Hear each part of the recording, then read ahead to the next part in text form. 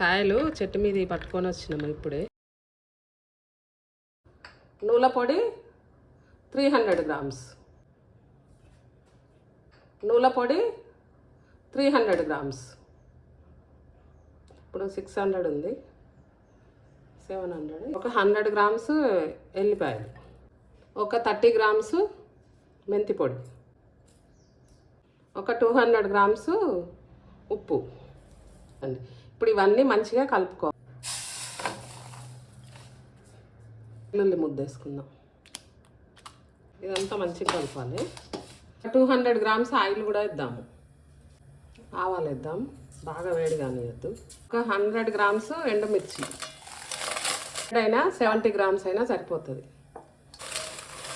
సంవత్సరం పొడుగునా ఉంటుంది, మంచిగా ఉంటుంది. అన్నంలోకైనా దేంట్లోకైనా బాగానే ఉంటుంది. కొంచెం ఫ్రై అయినాయి కదా, ఇప్పుడు ఈ ఎల్లిపాయ ముద్ద వేసుకుందాం. ఈ పొడి పొడే ఉంటుంది పచ్చడి, కాకపోతే టేస్ట్ బాగుంటుంది. చూడండి, ఆ పల్లి నూనె కాబట్టి పొంగుతుంది, కొంచెం కలబెట్టుకుంటూ ఉండాలి. ఇప్పుడు అలా చిటపట సౌండ్ వస్తుంది కదా, ఇప్పుడు కొంచెం ఎల్లిపాయ గోలినట్టు. ఎండుమిర్చి కూడా కలర్ మారాలి. ఇది చల్లారినాక పొడిలా కలపాలి. ఇప్పుడే కలపద్దు, వేడి మీదనే కలపద్దు. నూనె ఎందుకు వేడి చేయడం అంటే, ఇది 2-3 నెలలు ఉన్నా 5-6 నెలలు ఉన్నా కానీ వాసన రాకుండా ఉంటుంది. ఇప్పుడు నూనె వేడి చేయకుండా పోస్తే అది స్మెల్ వస్తుంది అన్నట్టు, పచ్చి నూనె కాబట్టి వాసన వస్తుంది. అందుకోసం నూనె వేడి చేసే పోయాలి ఎప్పుడైనా కానీ. మా తెలంగాణ సైడ్ అయితే ఇట్లనే చేస్తారు. ఇంత మంచిగా ఉందో, స్మెల్ సూపర్గా వస్తుంది, కమ్మగా వస్తుంది. చూడండి కలర్ మారినాయి. ఇప్పుడు ఆఫ్ చేసుకుంటే సరిపోతుంది.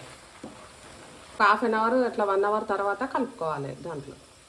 ఇప్పుడు కలుపుకుందాము. వక్కలేసి పోపు చల్లారింది, ఆ పోపుని వేసుకుందాం ఫస్ట్.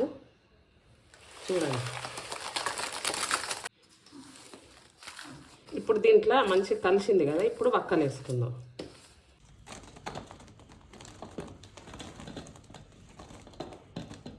ఇట్లా ఈ ఎల్లో కలర్ గ్రీన్ కలర్లోనే ఉంటుంది ఆవా, ఇట్లా రెడ్ కలర్కి రాదు.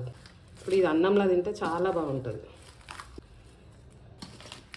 సంవత్సరం పొడవునా ఉంటుంది, మళ్ళీ పిల్లలకు మంచిది, మనకైనా కాళ్ళ నొప్పులు ఇట్లా రాకుండా ఉంటుంది తింటే. వారానికి 2 టైమ్స్ అట్లా తింటే. నువ్వుల పొడి కాబట్టి ఇది నువ్వుల ఆవ, ఉప్పు ఆవ. ఇప్పుడు ఆ రోజు ఎట్లుండే, ఇప్పుడు ఎట్లుంది చూడండి 3 డేస్ తర్వాత.